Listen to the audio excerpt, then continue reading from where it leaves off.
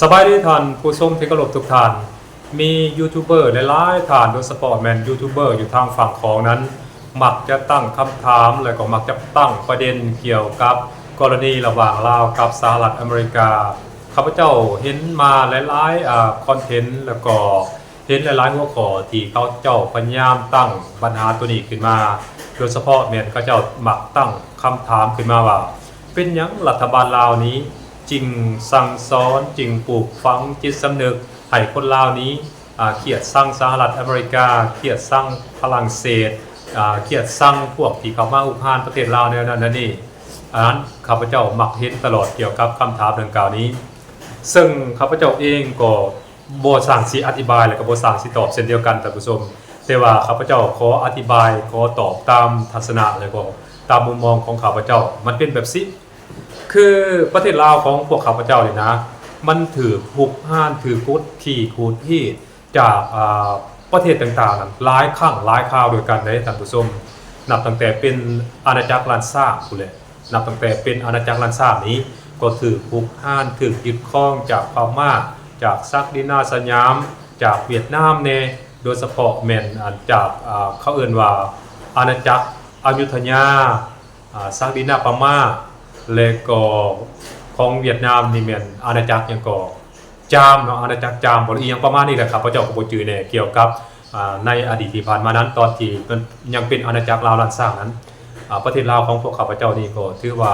ถือกดขี่ขุดที่ถือกดขี่ข่มเหงจากพวกซักดินาต่างดาวเท่าต่างแดนนี่หลายได้เหตุให้ประชาชนลาวในตอนนั้นก็ได้รับความทุกข์ยากลำบากความเดือดร้อนนี่หนักหน่วงต้องได้หาเช้ากินค่ำต้องได้สะสมเอาเงินคำกำเกี่ยวนะไปเสียสวยให้กับบรรดาประเทศที่พวกเจ้าเข้ามาหุกหานประเทศลาวในตอนนั้นบัดนี้หลังจากมาเป็นประเทศลาวแล้วก็ยังถือกดขี่ข่มเหงจากพวกต่างดาวเช่นเดียวกันเนาะโดยเฉพาะแม่นในประวัติศาสตร์นั้นก็ได้บอกว่านับตั้งแต่ปี1779เป็นต้นมาจนฮอดปี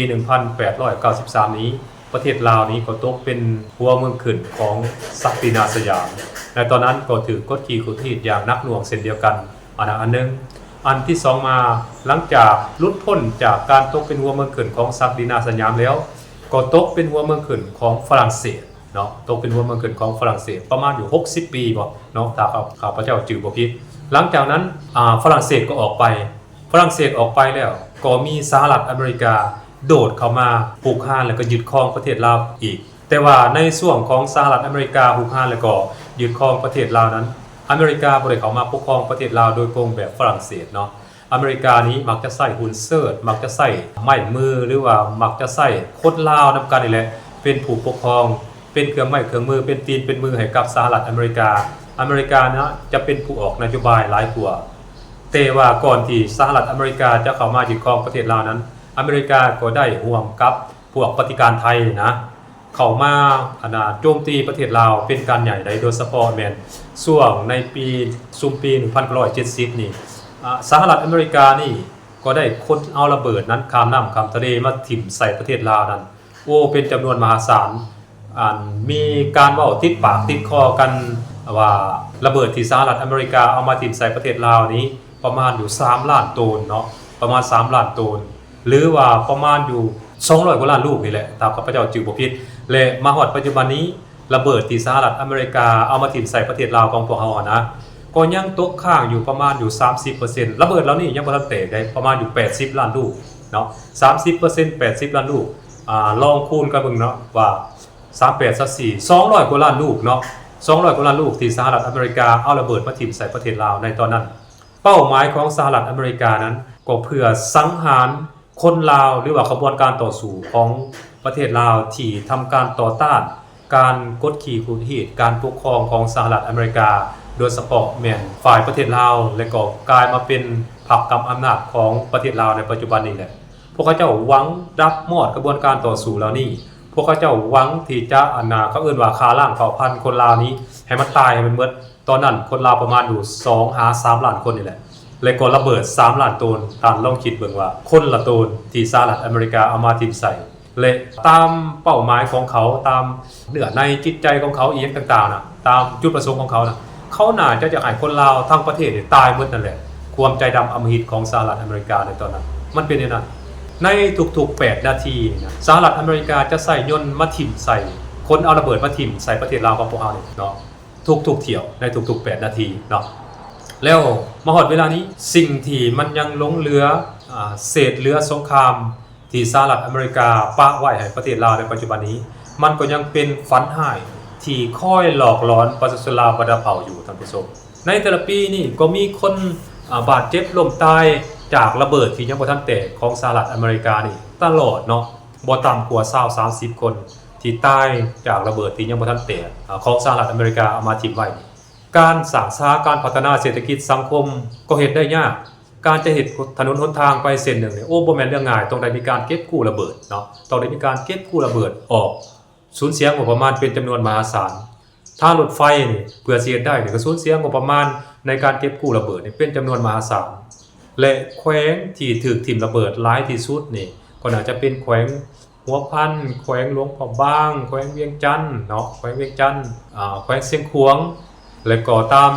สันภูหลวงนี้เนาะแล้วก็ลงมาใส่แขวงสวรรณเขตนี้แขวงสวรรณเขตนี่ถือว่าเป็นแขวงที่ได้รับผลกระทบจากการทิ่มระเบิดของสหรัฐอเมริกาหลายที่สุดโดยเฉพาะแม่นตามแนวทางเลขเก้านี่เนาะอยู่พะลานเซโปนเมืองพีนวิลาพวกนี้นะไปเบิ่งมั้ยระเบิดยังเป็นก้องอยู่ในปัจจุบันนี้เนาะระเบิดยังบ่ทันแตกนะอยู่เซโปนเก่านี่ครับพระเจ้าไปก็เห็นเนาะแล้วก็ยัง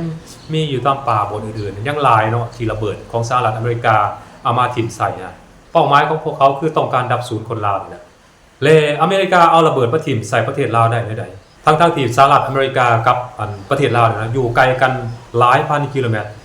ก็จริงเนาะมันหลายพันกิโลเมตรก็จริงแต่ว่าการที่สหรัฐอเมริกาเอาระเบิดมาถิ่มใส่ประเทศลาวได้เป็นจำนวนมหาศาลแนวนั้นมันมีประเทศที่3อีกอำนวยความสะดวกให้กับสหรัฐอเมริกาเอาระเบิดมาถิ่มใส่ประเทศลาวเห็นบ่มีประเทศไทยมีสิงคโปร์มีฟิลิปปินส์เนาะตอนนั้นมีเวียดนามใต้ก็แม่นเนาะตอนนั้นเวียดนามใต้นี่ก็ยังบ่ได้รับการปลดปล่อยได้ก็ยังตกเป็นหัวเมืองขึ้นของสหรัฐอเมริกาอยู่อเมริกาก็ใช้ฐานแล้วนั่นแต่ว่า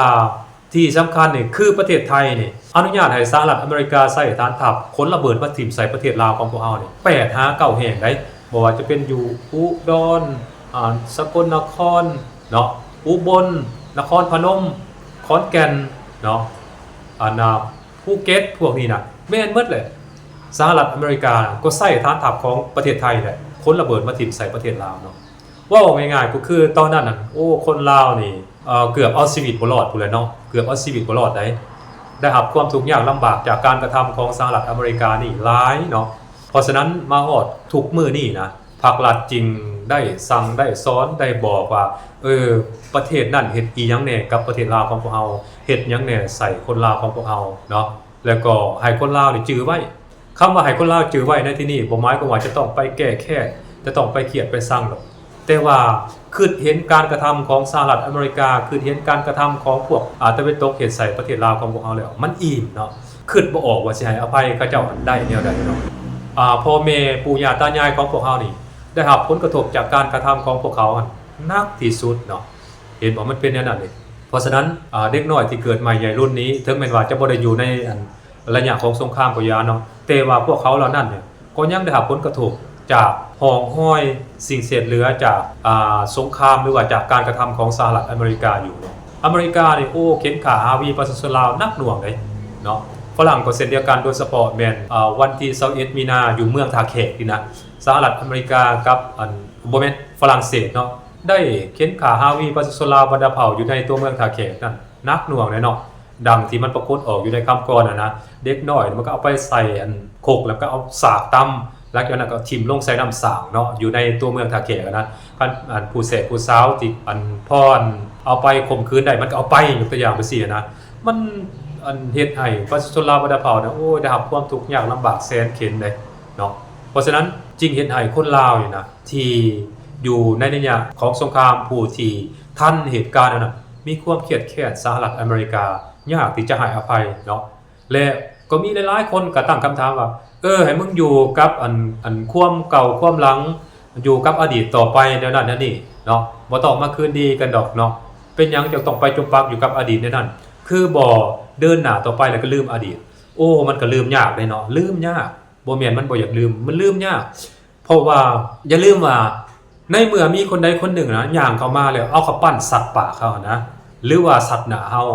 แล้วอีกนาทีหนึ่งต่อมาขอโทษว่าโอ้ยบ่ได้ตั้งใจเฮ็ดแนวนั้นแนวนี้โอ้ถ้าเป็นพวกทานสิให้อภัยบ่เนาะมันเป็นแนวนั้นเลยเนาะมันมีแนวคิดเครียดมีแนวคิดเครียดแค้นมีแนวคิดเครียดสั่งอยากแก้แค้นอันนี้มันปฏิเสธบ่ได้เนาะมนุษย์นี่นะมันมีแนวคิดแนวนั้นอยู่แล้วเนาะแต่ว่าเฮาสิมีวิธีการแก้แค้นแนวใดอันนั้นอีกเรื่องหนึ่งเนาะเฮาจะเอาปืนเห็นฝรั่งเข้ามาอยู่ในประเทศลาวเห็นอเมริกาเข้ามาอยู่ในประเทศลาวแล้วเอาปืนไปไล่ยิงมันบ่อันนั้นก็บ่แม่นเนาะเฮามีแนวคิดเครียดแค้นเฮาจะแก้แค้นนี้คือเฮาพยายามเรียกร้องเรื่องที่สหรัฐอเมริกาเฮ็ดกับประเทศลาวนี่ในเวทีนานาชาติให้สหรัฐอเมริกาเข้ามาแก้ไขโดยเฉพาะแม่นเกี่ยวกับการเก็บกู้ระเบิดก็ดีเนาะแล้วก็ต้องมีการช่วยเหลือประเทศลาวในด้านอื่นๆสิ่งที่มันส่งผลกระทบต่อการพัฒนาเศรษฐกิจสังคมของประเทศลาวอเมริกาต้องเข้ามาแก้ไขอันหนึ่งอันสองมานี่เฮายินดีที่จะให้การช่วยเหลือและก็ร่วมมือกับสหรัฐอเมริกาในการเก็บกู้กระดูกหรือว่าเศษเหลือของสงครามที่ของอเมริกาที่ถิ่มไว้อยู่ในประเทศลาวนะแต่ว่าอเมริกาต้องปฏิบัติพันธะของตนเองอย่างเข้มงวดโดยเฉพาะแม่นการช่วยเหลือทางด้านมนุษยธรรมต่างๆนี้อเมริกาต้องยอมรับความผิดอเมริกาต้องยอมรับสิ่งที่ตนเองก่อขึ้นอันนั้นคือสิ่งที่คนลาวต้องการแต่ว่าในระยะผ่านมานั้นพวกเฮาบ่เคยเห็นจักเทื่อที่อเมริกาได้ออกมาแสดงสปิริตว่าแสดงการยอมรับว่าสิ่งที่มันเกิดขึ้นในประเทศลาวโดยเฉพาะแม่ระเบิดที่มันตกค้างอยู่ในประเทศลาวปัจจุบันนี้เป็นฝีมือของสหรัฐอเมริกาเนาะเป็นการกระทำของสหรัฐอเมริกาและอเมริกาขอรับผิดชอบต่อการกระทำดังกล่าวนั้นบ่เคยมีอเมริกาบ่เคยออกมารับผิดชอบแบบเปิดอกรับผิดชอบแบบซี่จักเทื่ออเมริกาพยายามบ่ายเบี่ยงประเด็นพยายามบ่ายเบี่ยงความรับผิดชอบก็ว่าเขาไปต่อต้านคอมมิวนิสต์แนวนั้นแนวนี้เขาไปเฮ็ดสงครามอินโดจีนเขาไปเฮ็ดสงครามเวียดนามบ่ได้แม่นอยากเอามาถิ่มใส่ประเทศลาวแต่ว่าเป็นหยังระเบิดจำนวนหลายมันจึงตกอยู่ในประเทศลาวก็เป็นการตั้งคำถามกลับไปเนาะคันว่าอเมริกาบ่มีเจตนาถิ่มใส่ประเทศลาวเนาะอเมริกาเอาสิทธิ์หยังมาถิ่มใส่ประเทศลาวเนาะอันนั้นคือสิ่งที่ข้าพเจ้าคิดว่าถึงแม้ว่าจะใช้ข้ออ้างอีหยังปานใดก็แล้วแต่เนาะอเมริกาก็ยังบ่มีสิทธิ์อยู่ดีเนาะจะเอาอาวุธยุทโธปกรณ์หรือว่าเอาระเบิดมาถิ่มใส่ผู้อื่นข้าพเจ้าคิดว่ามันบ่ดีเนาะมันบ่ดีมันบ่ส่งผลดีต่อภาพพจน์และก็ชื่อเสียงของสหรัฐอเมริกาเองแล้วก็มันก็บ่ได้ส่งผลดีต่อประเทศที่ถูกกระทำแนวนั้นเนาะอันนั้นคือคำตอบว่าเป็นหยังคนลาวโดยเฉพาะแม่นคนที่เกิดในยุคปี1950หา75นี่เขาเจ้าฮู้เขาเจ้าเห็นเหตุการณ์เนาะเขาเจ้ายากที่จะให้อภัยได้เพราะว่าพ่อแม่พวกเอาญาติพี่น้องของเขาเจ้าล้มตายลงจากการกระทำหรือว่าจากฝีมือของสหรัฐอเมริกาดิไผสิให้อภัยได้และถ้าว่าเกิดขึ้นกับประเทศใดประเทศหนึ่งรวมทั้งประเทศไทยนำประเทศไทยสิให้อภัยบ่เนาะอันนี้ก็ตั้งคำถามกลับไปเนาะคนไทยสิให้อภัยบ่ขนาดว่าพิษกับพม่าน้อยเดียงนะพม่ามันบ่ได้ไปยึดครองประเทศไทยนะไทยเองนี่นะก็ยังเครียดแค้นยังฝังใจกับประเทศพม่ามาถึงปัจจุบันนี้ขนาดว่าพม่ายังบ่ได้ค้นระเบิดไปถิ่มใส่ประเทศไทยเลยต่างจากประเทศลาวที่ถูกสหรัฐอเมริกานั้นค้นระเบิดข้ามน้ำข้ามทะเลมาถิ่มใส่หัวคนลาวหวังดับมอดหวังฆ่าเขาเอิ้นว่าฆ่าคนลาวนี่ให้มันตายไปเบิดนะบ่ให้มีเผ่าพันธุ์คนลาวอยู่ในพื้นแผ่นดินลาวแล้วสิบ่ให้คนลาวเครียดได้จังได๋โดยเฉพาะผู้ที่เกิดในซุมปีในระยะเกิดสงครามนั้นเนาะสำหรับพวกที่เกิดใหม่ใหญ่รุ่นปัจจุบันนี้ก็ลืมไปหมดแล้วเนาะบ่ต้องการเรียนรู้ประวัติศาสตร์หลายๆคนก็ออกมาว่าโอ๊ยบ่อยากอยู่กับอดีตข่อยเป็นคนเกิดใหม่ใหญ่รุ่นแล้วข่อยบ่อยากจมปังอยู่กับอดีตถ้าพวกท่านบ่เรียนรู้ประวัติศาสตร์นะพวกท่านก็จะบ่ฮู้อีหยังเนาะว่าไผเฮ็ดหยังกับเฮาไผเฮ็ดหยังกับพ่อกับแม่เฮาสุดท้ายแล้วก็จะหลงการตัวยั่วการโฆษณาส่วนเสื่อของพวกที่หวังคืนกินประเทศลาวอยู่แล้วมันจะเป็นแบบนั้นได้ถ้าบ่เรียนรู้ประวัติศาสตร์เนาะรวมทั้งประเทศไทยนำเนาะอันนั้นข้าพเจ้าอยากเว้าในนั้นเนาะอันนี้น่าจะเป็นคำตอบที่ดีตามทัศนมุมมองของข้าพเจ้าเพราะฉะนั้นข้าพเจ้าคิดว่าคำถามแบบโง่ๆไปสินะบ่ควรตั้งขึ้นมาเนาะบ่ว่าไผเครียดคือกันหมู่หวังดับมอดคนลาวหมู่หวังฆ่าคนลาวให้ตายหมดนี่เนาะบ่อยากให้เหลือแม้แต่คนเดียวนี่เอาข้าวปั้นมาสัตว์ปาก แล้วบอกว่ามึงบ่ต้องเครียดเด้อกูขอโทษเนาะมันเป็นไปบ่ได้ดอกคนเฮาเนาะประเทศใดก็คือกันเห็นบ่บ่ว่าจะเป็นญี่ปุ่นเป็นจีนเป็นฟิลิปปินส์เป็นเกาหลีมันก็ยังเครียดกันถึงปัจจุบันนี้เนาะคือญี่ปุ่นกับจีนนี่ก็บ่ได้ถือกันย้อนว่าประวัติศาสตร์คือเกาหลีใต้กับญี่ปุ่นก็บ่ได้ถือกันเห็นบ่มันเป็นแนวนั้นเด้บ่ได้ถือนักทอลาวเด้บ่ได้ถือนักทอลาวเด้เรื่องระเบิดน่ะเขาก็ยังเครียดถึงขนาดนั้นบัดนี้คนลาวเฮานี่ถูกสหรัฐอเมริกา